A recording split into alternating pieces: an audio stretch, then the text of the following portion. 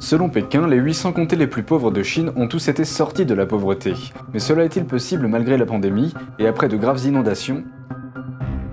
La première faillite d'une banque commerciale est survenue en Chine. Est-ce la chute du premier domino? Selon un professeur chinois, la pandémie permettrait à l'industrie chinoise de gagner de l'argent. Son propos déclenche de la colère. Ces derniers jours, Pékin est resté silencieux sur l'élection américaine. Aujourd'hui, Xi Jinping félicite Joe Biden. Les entreprises de télécommunications britanniques pourraient se voir infliger une amende de 130 000 $ par jour si elles utilisent du matériel Huawei. Et un géant canadien des télécommunications supprime l'équipement Huawei de son réseau 5G.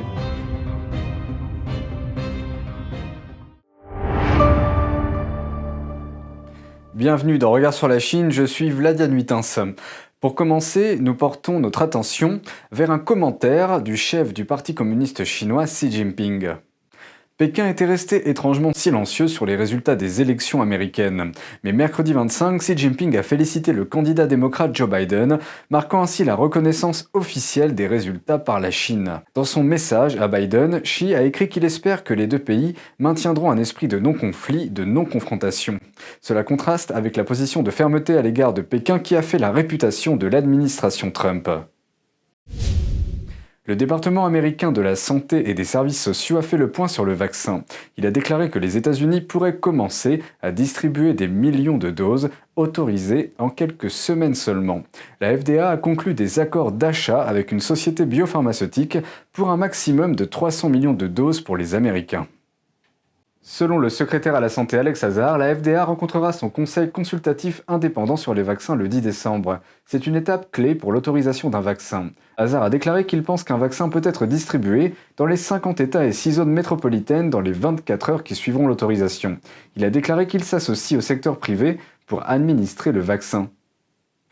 One of the private sector partners we've enlisted, CVS Health, has said that they expect to be vaccinating residents of nursing homes, one of the top priority groups, within 48 hours after FDA authorization.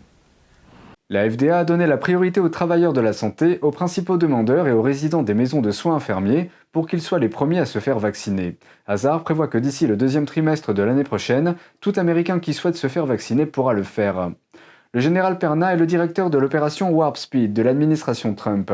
Il a participé à la décision d'utiliser l'approche de l'Amérique dans son ensemble pour distribuer le vaccin. De cette façon, dit-il, les Américains auront confiance dans le processus en sachant que la distribution est assurée par des entreprises de renom. From Pfizer, Moderna, McKesson Trucking, through FedEx, UPS, down to the pharmacies such as CVS and Walgreens, and many others. The intent was to integrate, synchronize, and capitalize on known professionals who know how to execute this. Hazard indique que l'agence dispose de données de phase 3 sur 3 vaccins en cours d'étude. Il y a également 5 produits thérapeutiques autorisés par la FDA pour aider les gens à se débarrasser du virus. Ce week-end, la FDA a approuvé le cocktail Regeneron qui a été administré au président Trump. Mardi 24, l'agence a distribué 35 000 doses du produit. Le secrétaire d'État Hazard a déclaré que l'agence communique avec l'équipe de transition de Biden pour lui fournir les documents d'information nécessaires. Cela fait suite à la désignation de Joe Biden comme président élu par l'administrateur de la GSA. Mais cela ne signifie pas que Biden est le président élu, car seul le processus électoral décrit dans la Constitution peut déterminer le vainqueur de cette élection. Ce mois de décembre marquera la date limite de la campagne de Xi Jinping pour la suppression de la pauvreté en Chine. Les responsables chinois annoncent que les objectifs du projet ont été atteints, mais certains déclarent qu'ils sont encore plus pauvres aujourd'hui qu'auparavant. Selon les responsables chinois, la semaine dernière, plus de 800 comtés pauvres en Chine ont été sortis de la pauvreté. Cette déclaration survient après l'achèvement de la campagne de lutte contre la pauvreté de Pékin. Mais les habitants de certaines régions nous ont donné une version différente.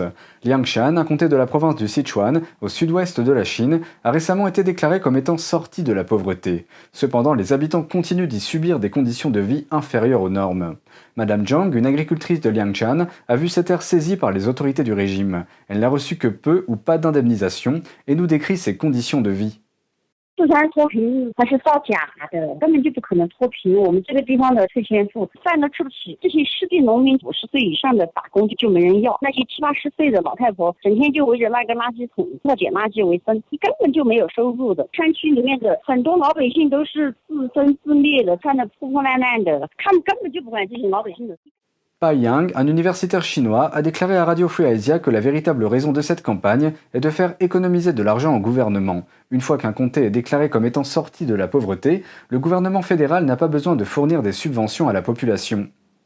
Il a également déclaré que souvent, les fonds destinés à la lutte contre la pauvreté étaient détournés à tous les niveaux par les responsables du gouvernement chinois. Même lorsque les fonds arrivent jusqu'au peuple, ils ne représentent qu'une infime partie du montant initial. Dans certains cas, la campagne en question a rendu les habitants plus pauvres qu'ils ne l'étaient. Le gouvernement donne parfois des subventions aux résidents pour leur permettre de mieux reconstruire leur maison, mais la somme ne suffit pas, et en plus de cela, le gouvernement oblige les résidents à acheter des matériaux à une société désignée. Liang Xin, qui exerce des activités caritatives dans la région où cela s'est produit, nous a dit qu'au bout du compte, les habitants doivent emprunter de l'argent pour terminer la construction. Ainsi, les résidents se retrouvent dans une situation d'endettement considérable qu'ils ne pourront pas rembourser. Nous lui avons donné un pseudonyme pour protéger son identité. Le PCC profite également de cette campagne pour diffuser les enseignements communistes en créant des institutions contrôlées par l'État dans les zones dépourvues d'écoles. Une région du sud du Sichuan abrite de nombreux membres de l'ethnie Yi. Selon Liang Xin, le PCC a créé des écoles dans cette région pour transformer la culture traditionnelle du peuple Yi en une idéologie communiste. Il affirme que le peuple Yi est dans la même situation que celui de la Mongolie intérieure. Le peuple Yi a sa propre langue, ses caractères, ses croyances, sa culture, et le PCC le rééduque pour qu'il accepte l'athéisme du régime et son idéologie communiste. Après des années de rééducation, la culture traditionnelle du peuple Yi pourrait ne pas être transmise à la génération suivante. La toute première faillite d'une banque commerciale en Chine est officiellement déclarée. Depuis des décennies, la banque sert à blanchir les capitaux des hauts responsables du Parti communiste chinois et de leur grande famille. Le fondateur de la société mère de la banque est chinois, mais il détient la citoyenneté canadienne. La banque chinoise Baochang, ou BSB, la plus grande banque commerciale locale en Chine, a entamé une procédure de faillite. Le fondateur de la société mère de la banque, un ressortissant chinois de citoyenneté canadienne, a disparu aux mains du régime communiste il y a 3 ans, devenant une victime des luttes internes au sein du Parti communiste. Le principal organisme de régulation chinois, la Commission de réglementation des banques et des assurances de Chine, a annoncé la faillite ce lundi. La BSB est devenue de facto la première banque commerciale chinoise en faillite. Selon les informations publiques, BSB est une filiale de Tomorrow Group, un énorme complexe financier basé sur l'industrie et contrôlé par Xiao Tianhua. Xiao était un gant blanc ou intermédiaire de la famille de Zheng Qinghong, un ancien haut fonctionnaire communiste du pays. Gant blanc est un terme chinois spécifique désignant un intermédiaire ou une entité qui blanchit de l'argent sale ou issu de la corruption sous un prétexte qui apparaît faussement comme légitime, à l'image des mains sales dissimulées par une paire de gants blancs. Le gant blanc Xiao était l'un des hommes les plus riches de Chine. Cependant, l'homme de 48 ans a fait la une des journaux internationaux en 2017 lorsqu'il a été kidnappé dans un hôtel de Hong Kong par des agents de sécurité chinois. Puis il a disparu de la vue du public. Les gens pensent généralement qu'il a été enlevé et emmené en Chine continentale par le Parti communiste chinois. Aujourd'hui, 3 ans plus tard, Pékin a démantelé son vaisseau amiral, le Tomorrow Group. Bien que venant d'un milieu modeste, Xiao a réussi à contrôler dans sa quarantaine un empire commercial comptant plus de 17 banques, 9 compagnies d'assurance et de multiples titres, fonds et trusts. Officiellement, les fonctionnaires communistes chinois et leurs proches ne sont pas autorisés à faire des affaires. Le Tomorrow Group est donc devenu son support pour aider les élites politiques à faire fortune dans l'ombre, avec le privilège de voir leur pouvoir se déployer dans les coulisses. Par exemple, en 2006, il a aidé le fils de Zheng Qinghong, alors haut fonctionnaire communiste, à acheter un géant chinois de l'énergie. Cette entreprise vaut environ 10 milliards de dollars, mais Xiao a payé 500 millions de dollars, soit seulement un 20e de sa valeur nominale. En 2013, Xiao a acheté des actions dans une société d'investissement détenue par la sœur et le beau-frère du leader communiste Xi Jinping. La porte-parole de Xiao a déclaré dans un communiqué qu'il l'avait fait, selon ses propres termes, pour la famille. Cette liste est encore longue. Les résultats de la vérification des actifs et du capital de la Baochang Bank montrent que de 2005 à 2019, le Tomorrow Group a immatriculé plus de 200 sociétés fictives, a fait presque 350 prêts pour un total de 20 milliards de dollars. Tous ces crédits sont devenus des prêts non rentables avec un intérêt annuel allant jusqu'à 1,5 milliard de dollars. Des travaux de démolition forcée ont commencé dans un quartier de Pékin.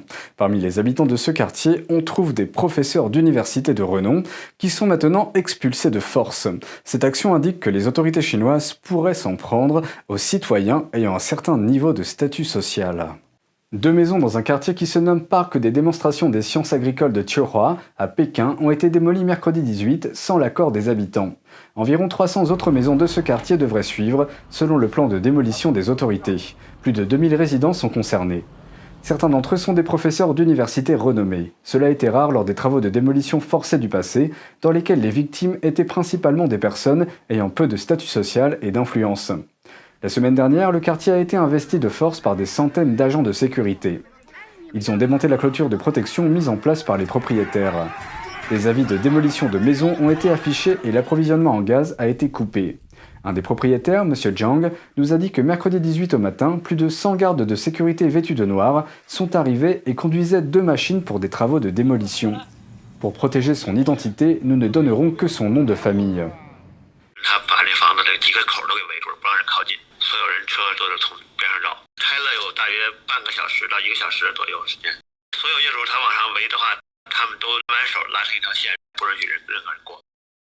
Il y a 20 ans, le bureau de promotion des investissements de la ville de Xiaotangshan, là où se situe ce quartier, a fait la promotion du parc des démonstrations des sciences agricoles de Tiohua dans 2 universités de renom situées à proximité. Cela a incité un groupe de professeurs à investir dans les propriétés qui s'y trouvent.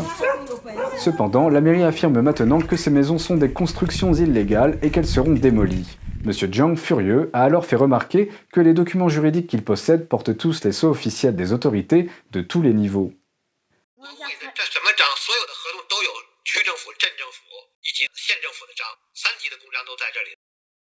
Il a ajouté que les terrains de la région ont énormément gagné en valeur au cours des 20 dernières années et que les autorités veulent simplement reprendre les terrains pour les revendre.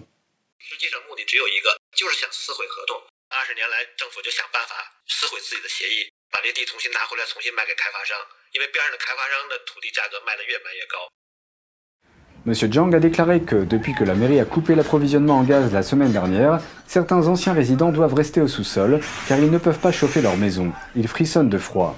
Il a ajouté que le froid glacial de l'hiver approche. Il ne sait pas comment ces milliers d'habitants vont survivre. Passons maintenant à l'épidémie du virus du PCC en Chine. Dans de grandes villes chinoises, Shanghai et Tianjin, 2 aéroports ont annulé 40% des vols réguliers ce mardi. Ces annulations sont considérées comme une mesure de prévention contre la pandémie. Au début de ce mois, un groupe de 7 cas aurait été détecté dans des cargaisons contaminées acheminées par l'aéroport de Pudong à Shanghai.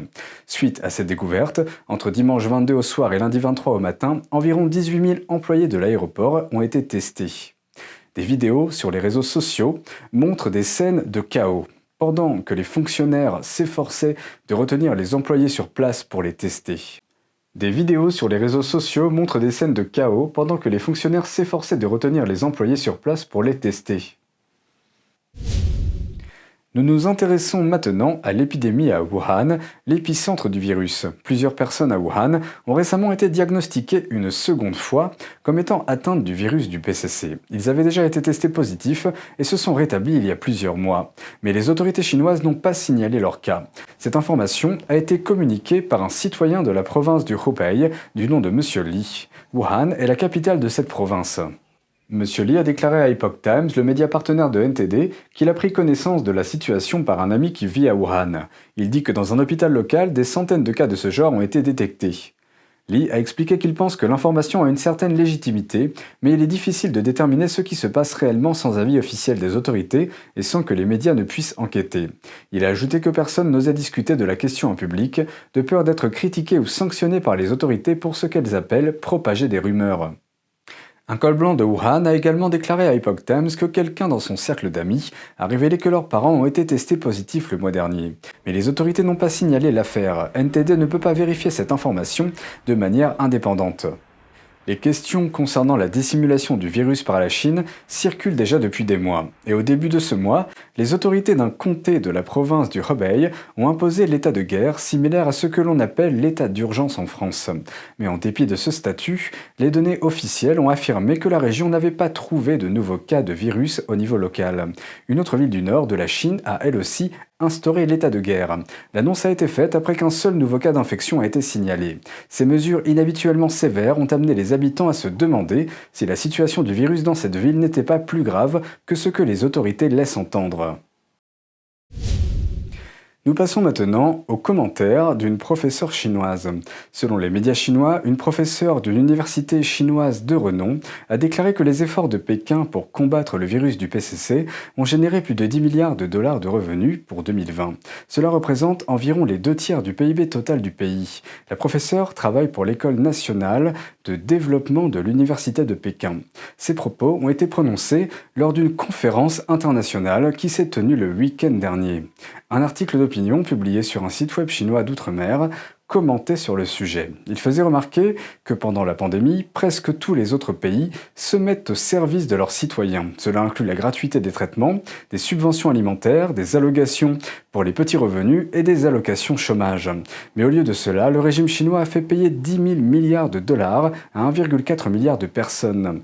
La source de ces 10 000 milliards a été expliquée. L'article les décrit comme des revenus provenant de la vente de contrefaçons ou de masques de mauvaise qualité, ainsi que de médicaments, de respirateurs et de vaccins non approuvés. L'article ajoute que les prix élevés de ces produits ont été stimulés par les médias officiels qui s'efforcent de guider l'opinion publique. De nombreux quartiers étaient également fermés, ce qui obligeait les gens à accepter ces prix élevés. Selon l'article, l'une des sources les plus rentables provenait des frais élevés exigés pour la mise en quarantaine forcée dans les hôtels, ainsi que des frais de dépistage de masse du virus facturés au nom de la prévention et du contrôle. Même l'industrie funéraire a gagné des revenus grâce à cette situation.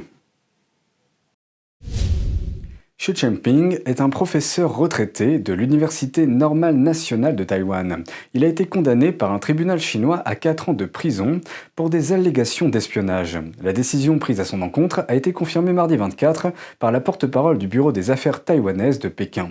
Mais elle n'a pas dit si Xi avait demandé à faire appel. Xi est l'un des 4 universitaires et hommes d'affaires taïwanais qui ont été contraints de faire des aveux télévisés le mois dernier sur la chaîne publique China Central Television ou CCTV. La série de confessions télévisées des soi-disant espions taïwanais est le nouveau moyen de pression de la Chine contre Taïwan. Elle comprend une série d'allégations d'espionnage et de confessions diffusées à la télévision d'État. Et au Royaume-Uni, maintenant, selon une nouvelle loi présentée mardi 24, les entreprises de télécommunications britanniques pourraient se voir infliger une amende de plus de 130 000 $ par jour si elles utilisent des équipements fabriqués par la société de télécommunications chinoise Huawei. Le gouvernement britannique a déclaré que les nouvelles réglementations protégeront le pays contre les activités cybernétiques hostiles, citant des menaces de la Russie, de la Chine, de la Corée du Nord et de l'Iran. En juillet, en réponse aux sanctions américaines contre Huawei, le Premier ministre britannique Boris Johnson a interdit à Huawei de faire partie de l'infrastructure de télécommunications du pays d'ici la fin 2020 et a ordonné le retrait du kit existant de son réseau 5G d'ici 2027. Les entreprises de télécommunications britanniques sont déjà en train de passer de Huawei à ses principaux rivaux Ericsson et Nokia. Et au Canada, le géant des télécommunications TELUS affirme qu'il est en train de supprimer l'équipement Huawei de son réseau 5G et qu'il se tournera vers les fabricants de télécommunications occidentaux ainsi que vers la Corée du Sud. Le Canada n'a pas encore pris de décision officielle quant à l'interdiction de Huawei. Le Premier ministre du Canada, Justin Trudeau, est resté indécis sur cette question. Cela dépend en partie du fait qu'ils reçoivent ou non beaucoup de pression de la part des États-Unis pour interdire Huawei. En ce sens, le résultat des élections américaines a un impact considérable sur le sort de Huawei au Canada, mais aussi dans d'autres pays. Et c'est tout pour aujourd'hui, merci d'avoir suivi Regard sur la Chine, on se retrouve demain pour une prochaine émission. N'hésitez pas à partager nos vidéos pour nous aider à diffuser une information non censurée sur la Chine et à défendre la liberté de la presse et les droits de l'homme. Très bonne soirée et à bientôt.